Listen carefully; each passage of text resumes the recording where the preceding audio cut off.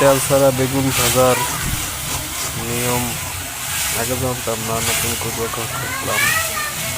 কড়াইতে হালকা একটু তেল দেবে, তারপরে বেগুনগুলা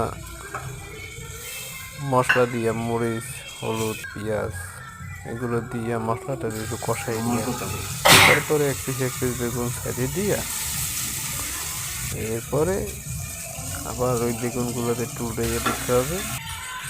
উড়াইয়ে দিয়া তারপরে পানি ছেড়ে দিতে হবে। এতে তেল খরচ কম হবে, বেগুনও ভাজা হবে। আগে তেল বেগুন কিনিয়া ভালো লাগবে না, এখন তো বুদ্ধিটা শিখে ভালোই লাগবে। তারপরে শীতের হালকা দুটো ধনিয়া পাতা কুচি কুচি করে ওর সাইডে দিতে হবে। তারপরে ওটারে গরম ভাপে রাখতে হবে। বেগুন আস্তে আস্তে পানি টেনে বেগুন ভাজা ভাজা হয়ে যাবে, খেতে দারুণ টেস্ট।